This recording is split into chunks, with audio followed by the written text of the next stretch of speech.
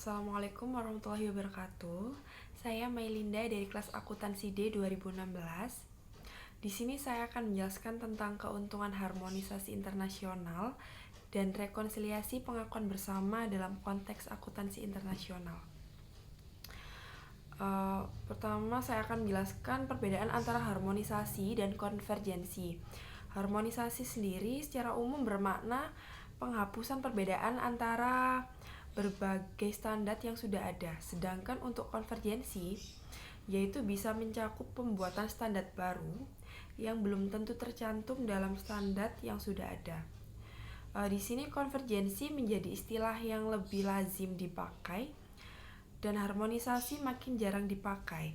Dari hal ini dapat disimpulkan bahwa kedua proses ini tidak harus berarti bahwa standar nasional digantikan oleh standar internasional, karena dua standar tersebut dapat hidup berdampingan. Upaya harmonisasi itu sendiri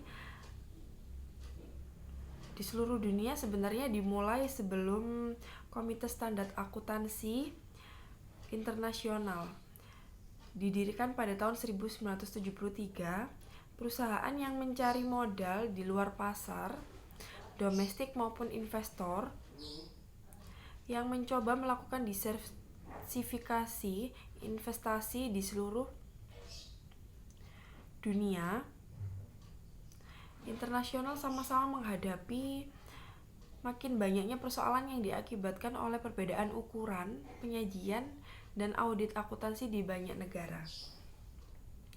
Upaya harmonisasi akuntansi internasional makin pesat pada dasawarsa 1990-an sesuai dengan berkembangnya globalisasi bisnis internasional dan pasar surat berharga, serta meningkatkan pencantuman saham oleh banyak perusahaan. Keuntungan harmonisasi internasional itu sendiri meliputi pasar modal menjadi global dan modal investasi dapat bergerak di seluruh dunia tanpa hambatan. Standar pelaporan keuangan berkualitas tinggi yang digunakan secara konsisten di seluruh dunia akan memperbaiki efisiensi alokasi modal. Investor dapat membuat keputusan investasi yang lebih baik. Portofolio akan lebih beragam dan risiko keuangan berkurang. Perusahaan-perusahaan dapat memperbaiki proses pengambilan keputusan strategi dalam bidang merger dan akuisisi. Gagasan terbaik yang timbul dari aktivitas pembuatan standar dapat disebarkan dalam mengembangkan standar global yang berkualitas tinggi. Sedangkan untuk penjelasan rekonsiliasi pengakuan bersama dalam konteks akuntansi internasional.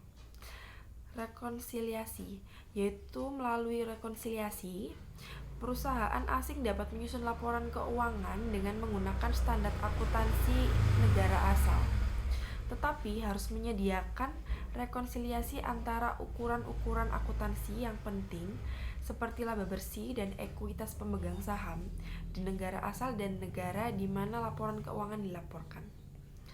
Pengakuan bersama atau imbal balik terjadi apabila pihak regulator di luar negara asal menerima laporan keuangan perusahaan asing yang didasarkan pada prinsip-prinsip negara asal. Dari penjelasan saya di sini dapat disimpulkan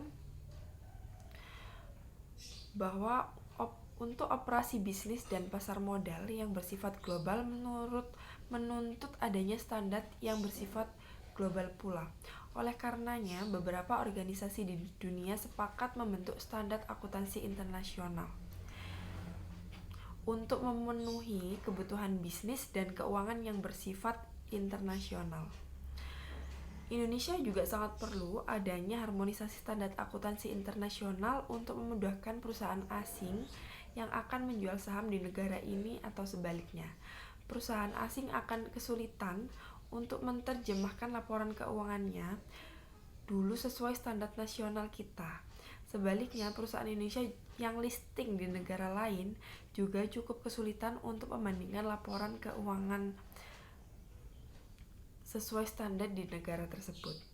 Hal ini akan menghambat perekonomian dunia dan aliran modal akan berkurang dan tidak mengglobal. Demikian presentasi dari saya. Apabila ada salah kata, saya mohon maaf yang sebesar-besarnya. Wassalamualaikum warahmatullahi wabarakatuh.